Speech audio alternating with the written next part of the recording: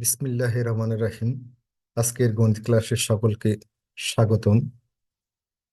আজকের গণিত ক্লাসের শিরোনাম গাণিতিক অনুসন্ধান, অষ্টম শ্রেণী, পর্ব 2, অভিজ্ঞতা নং 1। শুরুতে আমরা শিক্ষণফলগুলো একটু জেনে নেব। 1 নং শিক্ষণফল হচ্ছে 4টি ক্রমিক সংখ্যাকে বড় থেকে ছোট ক্রম অনুসারে সাজিয়ে প্লাস এবং মাইনাস চিহ্ন ব্যবহার করে ফলাফল নির্ণয় করা শিখবে। 2 নং শিক্ষণফলটি হলো 3টি ক্রমিক সংখ্যাকে ছোট থেকে বড় ক্রমানুসারে সাজিয়ে প্লাস এবং মাইনাস চিহ্ন ব্যবহার করে ফলাফল নির্ণয় করতে পারবে। 3 নম্বর, গাণিতিক প্রক্রিয়া কি তা জানতে পারবে। 4, গাণিতিক অনুসন্ধানের ধাপগুলো বুঝতে পারবে। গাণিতিক অনুসন্ধান প্রক্রিয়ার ধাপের ফ্লো চার্টের সঙ্গে অনুসন্ধানটির মিল এবং অমিল খুঁজে লিখতে পারবে। একক কাজ। তোমার চর্চার জন্য এইরকম আরো কিছু প্রশ্ন নিচে দেওয়া হলো। এমন সব প্রশ্নের উত্তর খুঁজে চেষ্টা করা তোমার বুদ্ধির বিকাশের জন্য ভালো। উপরের পর্যবেক্ষণটির পদ্ধতিতেই নিচের পরীক্ষাগুলো সম্পাদন করে দেখো। 1 নং হচ্ছে সংখ্যাগুলো ছোট থেকে বড় ক্রমে না সাজিয়ে যদি বড় থেকে ছোট ক্রমে সাজাই তাহলে ফলাফল কি আসবে। আমরা এর আগের ভিডিওতে পর্ব 1-এ 4টি ক্রমিক সংখ্যা 4, 5, 6, 7 এই ক্রমিক সংখ্যা 4টিকে ছোট ক্রম থেকে বড় ক্রম অনুসারে সাজিয়ে এর মাঝে প্লাস এবং মাইনাস চিহ্ন ব্যবহার করে এর ফলাফল নির্ণয় করা শিখেছি। এখন আমরা এই ক্রমিক সংখ্যা 4টিকে বড় থেকে ছোট আকারে সাজাবো, অর্থাৎ 7, 6, 5 এবং 4। এগুলোর মাঝে যোগ এবং বিয়োগ চিহ্ন ব্যবহার করে এর ফলাফল এবং সম্পর্ক স্থাপন এবং এর মাঝে কি কি মিল এবং অমিল আছে তা খুঁজে বের করার চেষ্টা করব। 2 নম্বরে 4টির বদলে 3টি ক্রমিক সংখ্যা নাও বা যে কোনো 3টি ক্রমিক সংখ্যা নিয়ে প্লাস মাইনাস চিহ্ন বসিয়ে এর ফলাফল নির্ণয় করা শিখব। তারপরে 3 নং হচ্ছে 4টির বেশি ক্রমিক সংখ্যা নিয়ে কাজ করে দেখো। এই দুইটি যদি করা যায় তাহলে 4টির বেশি ক্রমিক সংখ্যা নিয়েও কাজ করতে তোমরা পারবে। ভিন্ন অন্য কোনো 4টির সংখ্যা নিয়ে কাজ করে দেখো। আগের বারের সংখ্যাগুলোতে যে ফলাফলের ধারা লক্ষ্য করেছো এবারের সঙ্গে তার কোনো মিল আছে কিনা, কোনো পার্থক্য আছে। তো প্রথম কাজটি আমরা শুরু করব একক কাজের। সংখ্যাগুলো ছোট থেকে বড় ক্রমে না সাজিয়ে যদি বড় থেকে ছোট ক্রমে সাজাই তাহলে ফলাফল কি আসে। এই সংখ্যা 4টি হচ্ছে 7, 6, 5, 4।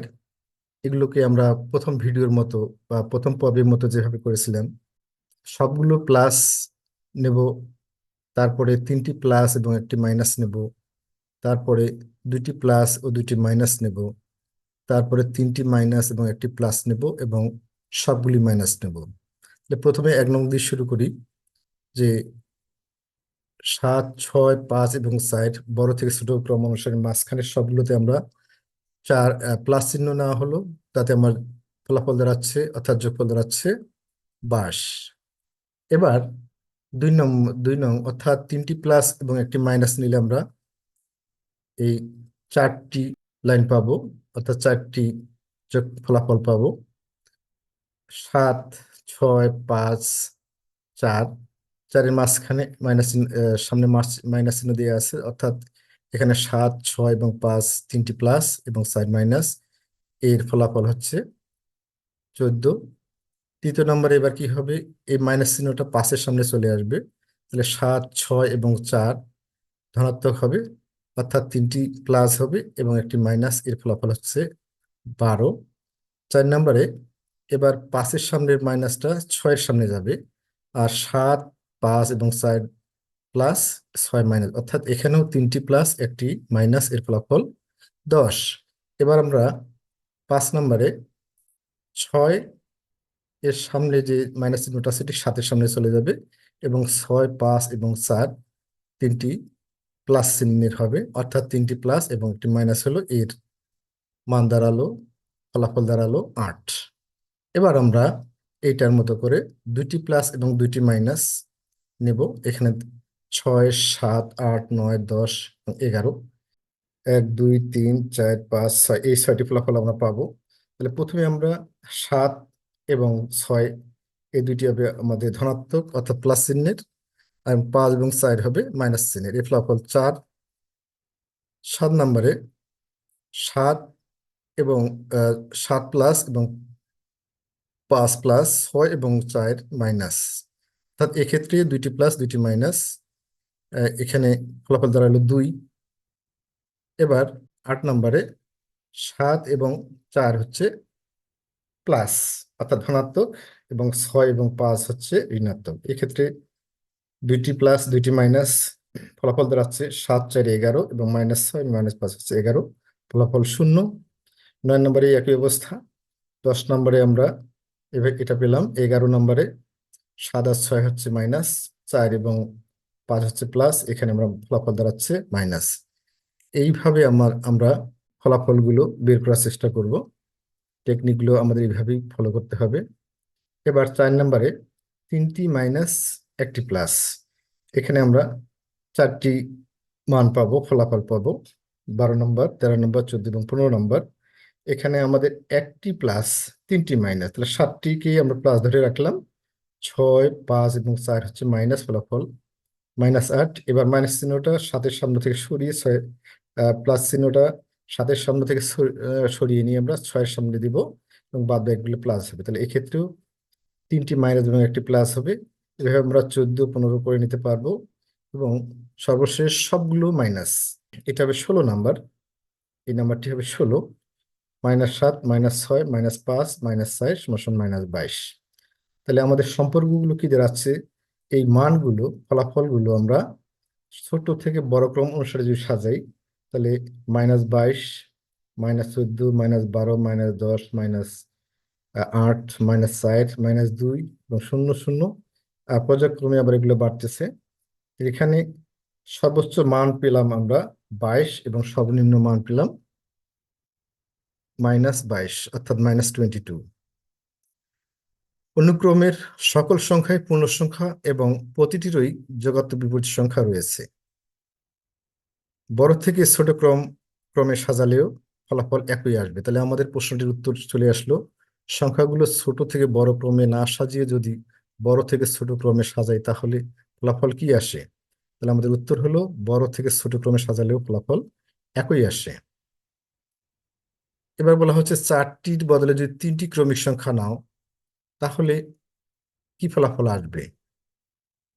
তো আমরা ধরে নিলাম 3টি ক্রমিক সংখ্যা 2, 3 এবং 4। এখানে আমরা কয়টি ফলাফল পাবো? আমরা জানি সূচক সূত্র 2n। 2 হচ্ছে ভিত্তি, n হচ্ছে যে কয়টি ক্রমিক সংখ্যা থাকবে এখানে। এখানে ক্রমিক সংখ্যা আছে আমাদের 3টি, তাহলে n এর মান হলো 3। 2 কিউব মানে 8, অর্থাৎ কয়টা 2 গুণ করতে হবে? 3টা 2 গুণ করলে 2 গুণন 2 গুণন 2, 2 দুগুণ 4, 4 দুগুণ 8। এখন তো আমরা 1 নম্বরের নিয়ম অনুসারে সবগুলো প্লাস চিহ্ন দেব। তাহলে 2 যোগ 3 যোগ 4 = 9। আমরা এই ক্রমিক সংখ্যা 3টির প্রত্যেকটি প্লাস চিহ্ন ব্যবহার করা হয়েছে। এরপরে 2টি প্লাস এবং একটি মাইনাস, তাহলে আমরা এই 3টি মান পাবো। 2টি প্লাস অর্থাৎ 2 আর 3 প্লাস, 4টা মাইনাস হলো। পরবর্তীতে এই মাইনাস চিহ্নটা 3-এর সামনে চলে আসলো। 2 এবং 4 প্লাস, এখানে মান পেলাম 3, এবং 4 নম্বরে এই মাইনাস চিহ্নটা আবার 2-এর সামনে চলে গেল। তাহলে অবশ্যই 3 এবং 4 প্লাস = 5। তাহলে এক্ষেত্রে আমরা 2টা প্লাস একটা মাইনাস পেলাম। এবার এবার আসলে 2টি মাইনাস একটি প্লাস, 2টি মাইনাস একটি প্লাস, সেক্ষেত্রে আমরা 2 প্লাস -3 এবং -4 = -5। 6 নম্বরে 2টি মাইনাস 2 এবং 4 -3 প্লাস, তারপরে 7 নম্বরে আসলো 2 আর 3 -4 প্লাস, এক্ষেত্রে 2টি মাইনাস এবং একটি প্লাস, মান দাঁড়ালো -1। সর্বশেষ সবগুলোই মাইনাস, অর্থাৎ 2, 3 এবং 4 এই এই চারটি ক্রমিক সংখ্যার প্রতিটির সামনে যদি আমরা মাইনাস চিহ্ন দিই, তাহলে এর ফলাফল পাবো আমরা -9। তাহলে সম্পর্কটি কি দাঁড়াচ্ছে? আমরা যদি ছোট থেকে বড় বড় ক্রম অনুসারে সাজাই, তাহলে পাচ্ছি -9 সবচেয়ে ছোট, -5 তার চেয়ে একটু বড়, -3 তার চেয়ে একটু বড়, -1 তার চেয়ে একটু বড়, তার চেয়ে বড় 1, তার চেয়ে বড় 3, তার চেয়ে বড় 5 এবং সবচেয়ে বড় হলো এখানে 9। তো এক্ষেত্রে সর্বোচ্চ মান দাঁড়াচ্ছে 9 এবং সর্বনিম্ন মান দাঁড়াইলো -9। অনুক্রমের সকল সংখ্যাই পূর্ণ সংখ্যা এবং প্রতিটি যোগাত্মক বিপরীত সংখ্যা রয়েছে। প্রতিটি সংখ্যায় বিজোড় সংখ্যা এবং পূর্ণ সংখ্যার পুনরাবৃত্তি হয়নি। এর আগে যেমন পুনরাবৃত্তি হয়েছিল এবং এর আগে ছিল জোড় সংখ্যা, এই ক্ষেত্রে সবগুলো হলো বিজোড় সংখ্যা। সংখ্যা নিয়ে উপরের পরীক্ষা নিরীক্ষা বা অনুসন্ধানটি ভালো লেগেছে। এ তো গেল সংখ্যা নিয়ে একটি মাত্র সমস্যা। সংখ্যা ছাড়াও গণিতের আরো অনেক শাখা রয়েছে। সেসব শাখায় বিভিন্ন রকমের প্রশ্ন এবং সমস্যা আছে, সেগুলো আমাদের দৈনন্দিন জীবনের সঙ্গে যুক্ত। গাণিতিক কোনো সমস্যার বৈশিষ্ট্য, সমাধান বা প্রশ্নের উত্তর খুঁজে বের করার প্রক্রিয়াকে আমরা গাণিতিক অনুসন্ধান প্রক্রিয়া বলতে পারি। আমি আবারও বলছি, গাণিতিক কোনো সমস্যার বৈশিষ্ট্য, সমাধান বা প্রশ্নের উত্তর খুঁজে বের করার প্রক্রিয়াকে আমরা গাণিতিক অনুসন্ধান প্রক্রিয়া বলতে পারি। গণিত ছাড়াও অন্য সব বিষয়েরও অনুসন্ধান রয়েছে। যেমন বিজ্ঞানের অনেক অনুসন্ধান ল্যাবরেটরিতে করে, আবার সামাজিক বিজ্ঞানের অনুসন্ধানের জন্য সামাজিক বিভিন্ন প্রতিষ্ঠানে যাওয়া লাগতে পারে। কিন্তু গণিতের মজা হলো, গাণিতিক অনুসন্ধানের অনেকটাই তুমি ঘরে বসে খাতা কলমে করে ফেলতে পারবে। কখনো কখনো ক্যালকুলেটর বা কম্পিউটার লাগতে পারে, কিন্তু হাতে কলমে গাণিতিক অনুসন্ধান করার ক্ষেত্রে আনন্দের কিন্তু হাতে কলমে গাণিতিক অনুসন্ধান করার থেকে আনন্দের আর কি আছে? গাণিতিক অনুসন্ধানের ধাপ আগেই বলেছি, এই অভিজ্ঞতায় আমরা গণিত শিখব না, গাণিতিক অনুসন্ধান কিভাবে করে তার পদ্ধতি শিখব। তোমরা ইতিমধ্যেই একটি অনুসন্ধান সম্পন্ন করেছো, আশা করি মজা পেয়েছো। এখন একটু ফিরে দেখা দরকার, আমরা আসলে কি পদ্ধতি অবলম্বন করলাম, কি কি ধাপে কাজটি শেষ করলাম। আমাদের গাণিতিক অনুসন্ধানে যা যা কাজ করেছি, নিচের ছকে সেগুলো এলোমেলো করে দেওয়া আছে, ক থেকে ঝ পর্যন্ত। তোমার কাজ হবে ধাপগুলোর বাম পাশের ফাঁকা ঘরে কোনটি তোমার ক্ষেত্রে কততম ধাপ তা লেখা। কোনো ধাপ যদি প্রয়োজন না পড়ে, তবে তার ঘর ফাঁকা রাখতে পারো। এই ধাপগুলো অবশ্য তোমাদের বাড়ির কাজ হিসাবে চিহ্নিত হবে, বা বাড়ির কাজ হিসাবে ছাড়া দিয়ে থাকবে। এই ধাপগুলো কোনটি আমরা কখন ব্যবহার করেছি সেগুলো আমরা এখন চিহ্নিত করব। তো প্রথমে 1 নম্বর ধাপ, বর্গের জ নাম্বার ছিল, কি পর্যবেক্ষণ করলাম তা লিখেছি। 2 নম্বরে সমস্যা অথবা প্রশ্ন চিহ্নিত করেছি। 3 নম্বরে সমস্যাটি বিশ্লেষণ করে বুঝে নিয়েছি। 4 নম্বর সম্ভাব্য ফলাফল অনুমান করেছি। 5 অনুমানগুলো পরীক্ষা করে দেখেছি। 6 অনুমানের সঙ্গে ফলাফল মিলেছে কিনা পরীক্ষা করতে গিয়ে ধরা পড়েছে। 7 যা করেছি ঠিক করেছে কিনা যাচাই করেছি। 8 ভুল করলে আগের ধাপে ফেরত গিয়েছি। 9 ফলাফল বিশ্লেষণ করেছি। এখন খেয়াল করে দেখো, যেসব পদ্ধতি চিহ্নিত করলে সেগুলো যদি এলোমেলো অবস্থাতেই সম্পন্ন করতে, তোমার অনুসন্ধানে কি আশানুরূপ ফলাফল পেতে, প্রশ্নগুলোর উত্তর পেতে? নিশ্চয়ই না। তার অর্থ দাঁড়ায়, গাণিতিক অনুসন্ধানের ধাপের একটি নির্দিষ্ট ক্রম আছে। সব অনুসন্ধানের পদ্ধতিগত ধাপগুলো একই হবে না, কিন্তু প্রত্যেকটি অনুসন্ধান প্রক্রিয়ার একটি সাধারণ ক্রম থাকা উচিত। গণিতবিদ বা বিজ্ঞানীগণ তাদের বিভিন্ন অনুসন্ধানের ক্ষেত্রে যে অনুসন্ধান প্রক্রিয়াটি ব্যবহার করে থাকেন, তা একটি ছকের মাধ্যমে প্রকাশ করা যায়। নিচে তার একটি ছক দেওয়া আছে। তোমরা এটিকে গাণিতিক অনুসন্ধান প্রক্রিয়ার ফ্লো চার্টও বলতে পারো। ছকটির সঙ্গে তোমার করা গাণিতিক অনুসন্ধানের ধাপগুলো কি কি মিল বা অমিল, সেটি তোমার একজন সহপাঠীর সঙ্গে বসে বসে মিলিয়ে নাও। গাণিতিক অনুসন্ধান প্রক্রিয়ার ধাপের ফ্লোচার্ট। প্রথমে ফ্লোচার্টে প্রথমে আছে অনুসন্ধানের প্রশ্ন, এখান থেকে অনুসন্ধানের পটভূমি, তারপরে অনুমান বা ধারণা নির্মাণ, সেখান থেকে আমরা যা আসবো অনুমান পরীক্ষণ, পদ্ধতিগত কাজ, যদি পদ্ধতি কাজে কোনো ভুল হয় তাহলে ভুল সংশোধন, আবার ফিরে আসতে হবে অনুমান অনুমান পরীক্ষণ পদ্ধতিতে। এরপরে পদ্ধতিগত কাজ করে যদি ফলাফল পাওয়া যায়, যদি ফলাফল অনুমানের সাথে আংশিক মিলেছে বা একেবারে মিলছে না, সেক্ষেত্রে আবার আমাদের একটু এদিকে যেতে হবে, নতুন করে প্রশ্ন এবং অনুমান নির্মাণ করা। সেখান থেকে অনুমান বা ধারণা নির্মাণ, অনুমান বা ধারণা অনুমান পরীক্ষণ, পরীক্ষণ থেকে পদ্ধতিগত কাজ। যদি পদ্ধতি কাজ কোনো হ্যাঁ হয় বা পজিটিভ হয়, তাহলে আমরা ফলাফল অনুমানের সাথে মিলেছে, যদি মিলে তাহলে আমরা ফলাফলের প্রতিবেদন প্রকাশ করতে পারি। এভাবে আমাদের গাণিতিক অনুসন্ধান প্রক্রিয়ার ধাপগুলো অবলম্বন করে কোনো বিষয়ের গাণিতিক অনুসন্ধান করতে পারি। জোড়ায় কাজ। আগের পৃষ্ঠায় পাওয়া গাণিতিক অনুসন্ধান প্রক্রিয়ার ধাপের ফ্লো চার্টের সঙ্গে তোমাদের করা অনুসন্ধানটির নিশ্চয়ই কিছু মিল বা অমিল রয়েছে। তোমার বন্ধুর সঙ্গে আলোচনা করে নিচের ছক দুটিতে কি কি মিল বা অমিল পেলে সেগুলো লিখে ফেলো। আবার প্রথমে মিলগুলো লিখবো। 1 নম্বর অনুসন্ধানের প্রশ্ন, 2 নম্বর পটভূমি গবেষণা, 3 নম্বর অনুমান বা ধারণা নির্মাণ, 4 নম্বর অনুমান পরীক্ষণ, 5 পদ্ধতি কাজ করেছে, ফলাফল অনুমানের সাথে মিলেছে, 7 ফলাফলের প্রতিবেদন প্রকাশ। অমিল, নতুন করে প্রশ্ন বা অনুমান নির্মাণ করা। খেয়াল করো, নিচের ছকে ফ্লোচার্ট থেকে পাওয়া অনুসন্ধানের বিভিন্ন ধাপ দেওয়া আছে। তোমার করা অনুসন্ধানের সময় ফ্লোচার্টে উল্লেখ করা ধাপগুলো নিশ্চয়ই কিছু মিল পেয়েছো।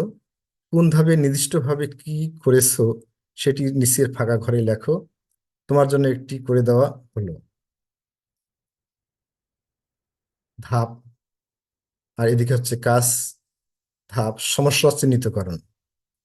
4টি ক্রমিক সংখ্যার মধ্যে বিভিন্নভাবে যোগ বা বিয়োগ চিহ্ন বসালে ফলাফলের কি কি বৈশিষ্ট্য দেখা যায়, এটা করে দেওয়া আছে। বাকি 1, 2, 3, 4 এই 4টি ধাপের কাজ আমাদের লিখতে হবে। অনুমান গ্রহণ, সেক্ষেত্রে আমরা লিখব কত উপায়ে যোগ বিয়োগ চিহ্ন বসানো যায়। পরীক্ষণ, যত উপায়ে যোগ বিয়োগ চিহ্ন বসানো যায় সব উপায়ে বসানো হয়েছে কিনা। ভুল চিহ্নিতকরণ, কোনোটি বাদ পড়লে বসিয়ে আবার পরীক্ষণ। ফলাফল বিশ্লেষণ, ফলাফল ক্রম অনুসারে সাজিয়ে তাদের মধ্যে সম্পর্ক অনুসন্ধান। তো শিক্ষার্থীরা, আজকে এই ছিল তোমাদের দ্বিতীয় পর্বের আলোচনা। পরবর্তী পর্ব দেখার জন্য আমন্ত্রণ জানিয়ে এখানে শেষ করছি। তবে তোমাদের এই পর্বটি দেখে যদি একটু উপকার হয়, তাহলে তোমরা অবশ্যই তোমাদের বন্ধুদের মধ্যে শেয়ার করবে এবং সাবস্ক্রাইব করে পাশে থাকবে। ধন্যবাদ।